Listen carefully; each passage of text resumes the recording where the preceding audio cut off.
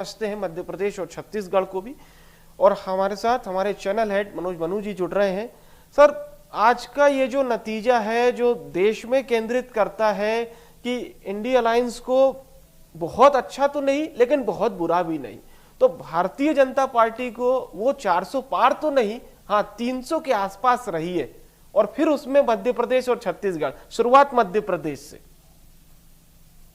देखिए विवेक, अभी बीजेपी को तो 300 नहीं कहेंगे, लेकिन हाँ एनडीए को 300 की सीटें मिलती हुई नजर आ रही हैं। जी। थोड़ा सा इंतजार करने का पड़ेगा, क्योंकि बहुत ज्यादा कुछ सीटें ऐसी हैं, चाहे वो उत्तर प्रदेश हो या दूसरे राज्य हो, जहां पर ये मान के चलिए कि 5 से 10 हजार के बीच में अंतर है। और वो शाम को करीब 6, साढ़े 6, 7 बजे तक, क्योंकि ये पहला लोकसभा चुनाव है जिसमें बहुत सारी सीटों के फाइनल रिजल्ट बाद में आएंगे। देश की स्थिति क्या है, और अगर हम बात करें 400 पार के नारे की, तो बहुत दूर है 400 पार के नारे पर। हुआ कैसे ये? उत्तर प्रदेश में बड़ा गड्ढा हो गया। उत्तर प्रदेश में बड़ा गड्ढा होने के पीछे ये कारण बताया जा रहा है कि साहब वहाँ पर जो टिकट वितरण थे वो मुख्यमंत्री की सहमति से उतरे नहीं थे, किसी को भी उल्टे सीधे टिकट बांट दिए गए। दूसरा जो है, जो मुस्लिम फैक्टर है और यादव एमवाई फैक्टर है, वो कंसोलिडेटेड हो गया। इसके साथ साथ कांग्रेस के वोटर मिले, और जो सबसे बड़ा समीकरण निकल कर आया वो आया दलित वर्ग का। दलित वर्ग में मायावती ने अपने आप को पूरा पीछे कर लिया। 2014 में भी मायावती ने यही किया, 2017 में भी यही किया, 2019 के लोकसभा चुनाव में भी यही किया। तो 3 लोकसभा और विधानसभा 3 चुनाव ऐसे थे जो कि दलित मतदाता बहुत गौर से देख रहा था। और गौर से देखते हुए दलित मतदाता के जहन में जब एक स्ट्राइक लगी कि मायावती ने अपने भतीजे को आगे किया और देश के प्रधानमंत्री नरेंद्र मोदी को लेकर उन्होंने एक बयान दिया, तो उन्हें उनके पद से हटा दिया।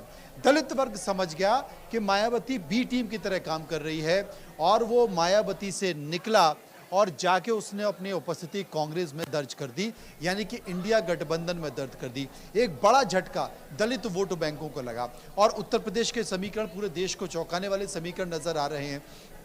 दूसरा जो झटका राजस्थान का रहा, राजस्थान में वसुंधरा राजे की नाराजगी, वो अपनी कॉन्स्टिट्यूंसी के अलावा, अपने बेटे की कॉन्स्टिट्यूंसी के अलावा कहीं बाहर नहीं गई। सिर्फ 2 सीटों पर उन्होंने प्रचार किया। पूरे राजस्थान में उन्होंने प्रचार नहीं किया, और अपनी नाराजगी को उन्होंने साफ तौर पर बता दिया। तो राजस्थान में भी वसुंधरा राजे की नाराजगी, और जो वहां पर जाट गुजर जो एक सामाजिक समीकरण था, उसकी एक बड़ी नाराजगी का सामना करना पड़ा। तीसरा जो राज्य है जिसने बड़ा झटका दिया, क्योंकि यह माना जा रहा था कि करीब 18 सीटें बीजेपी की हैं, और इस बार संदेश खाली और तमाम मुद्दों के जरिए बीजेपी ने एक बेहतर उपस्थिति दर्ज की है।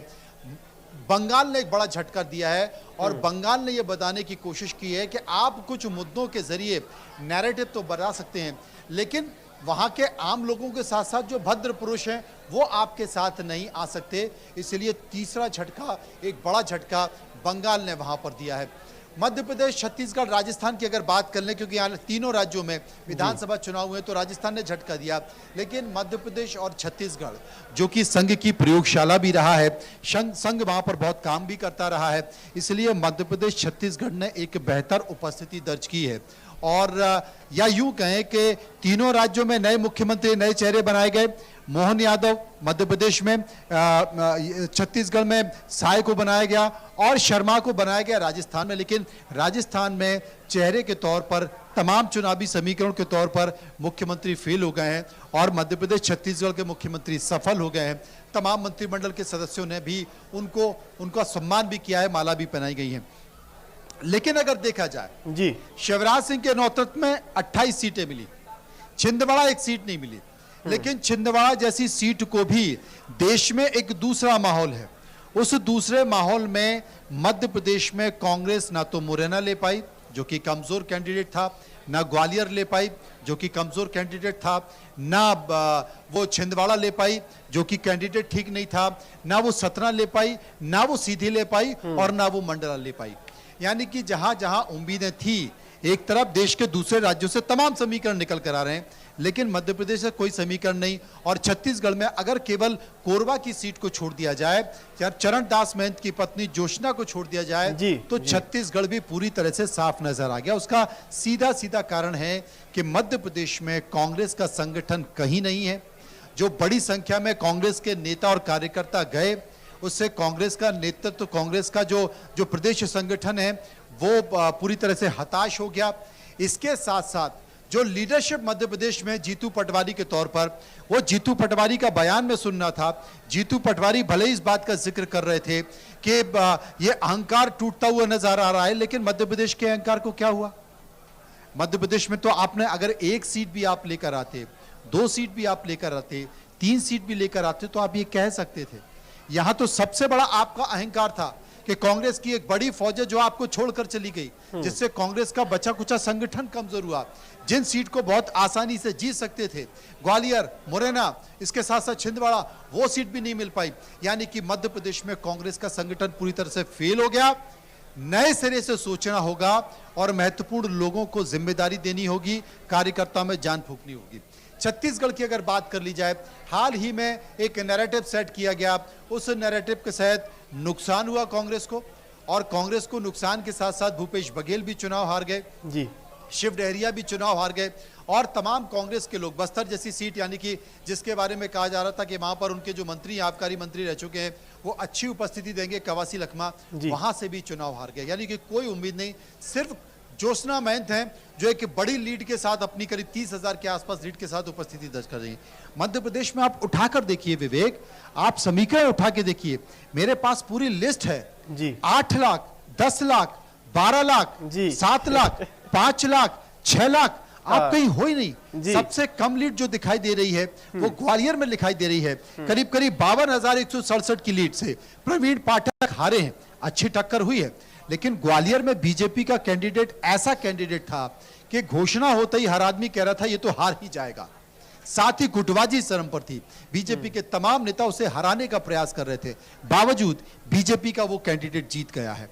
अब आप बात करेंगे साहब गारंटी किसकी गारंटी चली? मोहन यादव की गारंटी चली, मोहन यादव की गारंटी चली, मोदी की गारंटी चली, या क्या चली? मध्य प्रदेश का संगठन, बीजेपी का संगठन, आरएसएस का संगठन इतना मजबूत संगठन है कि आप देखिए कि शिवराज सिंह चौहान जैसे, जिन्हें कहा जाता है कि मध्य प्रदेश में बड़े लोकप्रिय हैं, शिवराज सिंह जैसे नेता को हटा दिया एक झटके में, बावजूद 1 सीट बढ़ गई आपकी। यह कहा जा रहा था कि एक बड़ा वोट बैंक, करीब 7% वोट बैंक है किरार समाज का, और यह कहा गया कि किरार समाज के लोगों ने इस बार वोट नहीं दिया है बीजेपी को, और कई सीटों पर प्रभाव है, करीब 8 से 9 सीटों पर प्रभाव डालता है किरार समाज। बावजूद इसके मेरे हाथ में जो लिस्ट है, पूरी की पूरी 29 सीट जीत गई। यानी कि मध्य प्रदेश में किसी एक नेता की यहां पर बापौती नहीं है। मध्य प्रदेश में संगठन, मध्य प्रदेश में आरएसएस और मध्य प्रदेश की जनता ये मानती है कि हमारे लिए फिलहाल बीजेपी की सरकार महत्वपूर्ण है। क्योंकि आप कहेंगे कि राम मंदिर और सनातन आस्था तो उत्तर प्रदेश में वो क्यों नहीं चल पा रहा, अयोध्या में क्यों नहीं चल पाया, अयोध्या के आसपास सीटों में क्यों नहीं चल पाया? सबसे बड़ी चीज है, आप अगर अपने आप को खुदा समझेंगे तो फिर आप जीत नहीं पाएंगे। जनता आपको एक बार मौका दे देगी, 2 बार मौका दे देगी, लेकिन बार बार आपको मौका नहीं देगी, यह समझना होगा। इसलिए मध्य प्रदेश और छत्तीसगढ़ में संगठन के बल पर, आरएसएस के भरोसे के बल पर जो मेहनत की है, प्रदेश अध्यक्ष बीडी शर्मा ने मेहनत की है, मुख्यमंत्री मोहन यादव ने मेहनत की है, तमाम जो मंत्री थे जिन्हें जिम्मेदारी दी गई थी, चाहे वो राकेश सिंह को जबलपुर की जिम्मेदारी, प्रहलाद पटेल को बालाघाट की जिम्मेदारी, कैलाश विजयवर्गीय को एक बड़ा श्रेय जाता है, कैलाश विजयवर्गीय को छिंदवाड़ा सीट पर लगाया गया था, उन्हें एक बड़ी जिम्मेदारी दी गई। सभी लोगों को जो जिम्मेदारी दी गई, भारतीय जनता पार्टी का जो कार्यकर्ता है मध्य प्रदेश का, वो बड़ा अनुशासित है। भारतीय जनता पार्टी का जो नेता है बड़ा अनुशासित है, और उसने सहज स्वीकार कर लिया जो संघ ने कहा, जो उनके नेताओं ने कहा। आप देखिए, लाडली बहनाओं के बारे में कहा जा रहा था कि शिवराज भैया को हटाया गया, लाडली बहना नाराज होगी, बम्पर वोट मिला है, कोई नाराजगी नहीं। और ऐसा नहीं, शिवराज सिंह चौहान को भी विदिशा की जनता ने प्यार दे दिया है, 8 लाख के आसपास वोटों से उन्हें जिता दिया है। तो कुल मिलाकर मध्य प्रदेश का जो संगठन है, मध्य प्रदेश के नेता हैं, वहां के कार्यकर्ता हैं, वो अनुशासित हैं और बहुत ही अनुशासित तरीके से उन्होंने पार्टी को जिताया। लेकिन ऐसे समीकरण दूसरे राज्यों में नहीं आए। अगर आप चर्चा कर ले, देखिए गुजरात की चर्चा कर लिए, मध्य प्रदेश की चर्चा कर लीजिए, उत्तराखंड की चर्चा कर लीजिए, हिमाचल की चर्चा कर लीजिए, छत्तीसगढ़ की चर्चा कर लीजिए। इसके साथ साथ कई ऐसे राज्य जिन्होंने अपनी उपस्थिति दर्ज की है, लेकिन जो टैली है 296 वोट यहां पर मिले हैं अब तक जो परिणाम बदल रहे हैं बीजेपी को, लेकिन बीजेपी के लिए खतरे की घंटी है। आपको ये हिंदू मुस्लिम बंद करना पड़ेगा। आपने जो नैरेटिव सेट किया है सनातन का धर्म का, वो नैरेटिव नहीं चल पाया है। मतलब आप आस्था को मानो लेकिन राम को व्यापार मत बनाओ, राम को आप अपना स्टार प्रचारक मत बनाओ। और जिन राहुल गांधी को पप्पू बोला जाता था, उस राहुल गांधी ने अपनी उपस्थिति दर्ज की थी।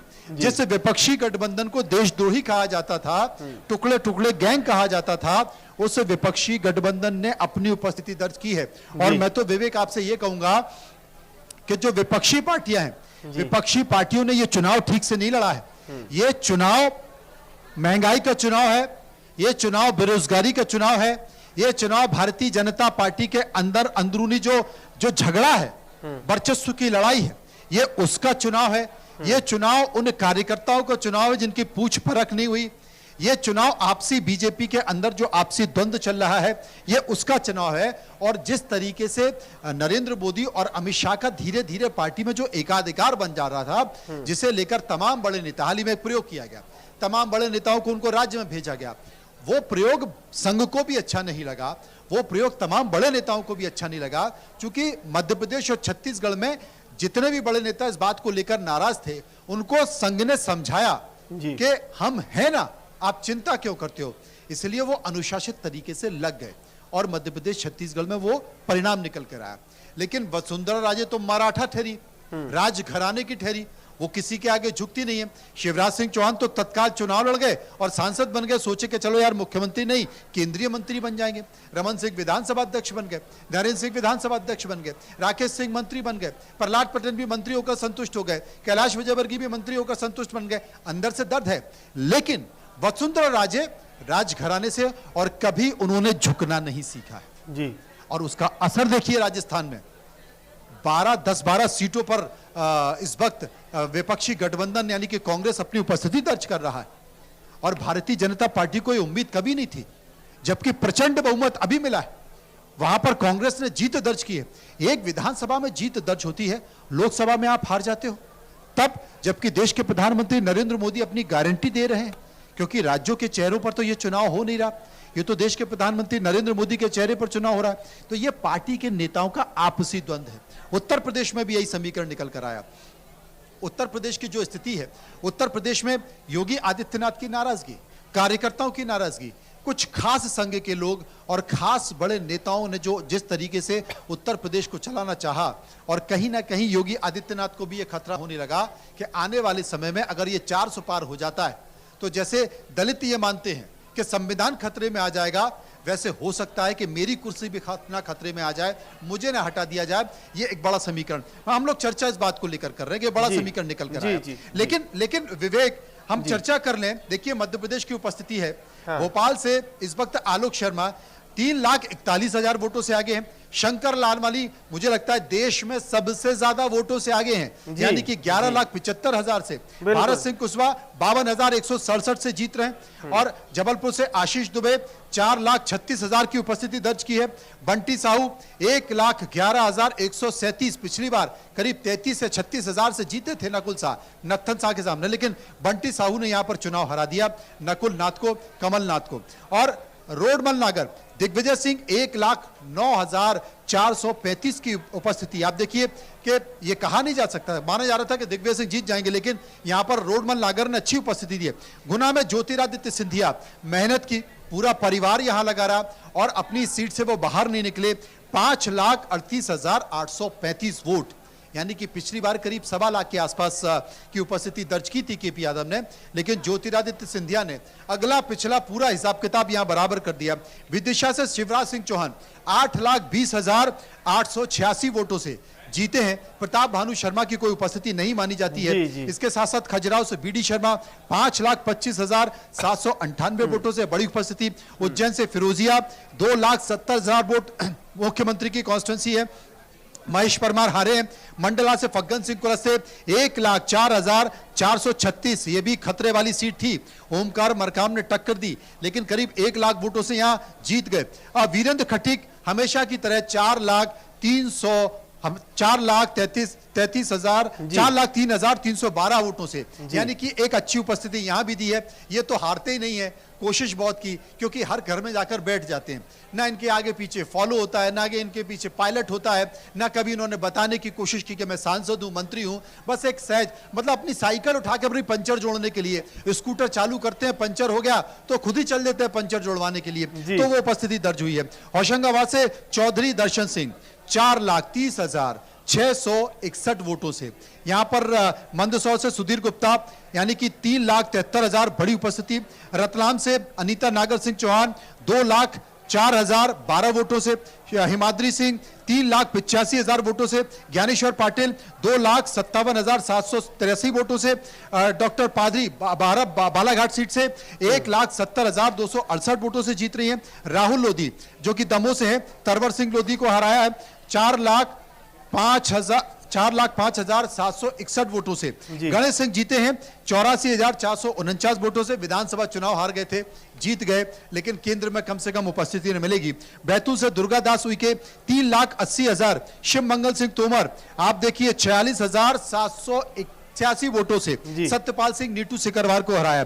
संध्या राय 63,125 वोटों से।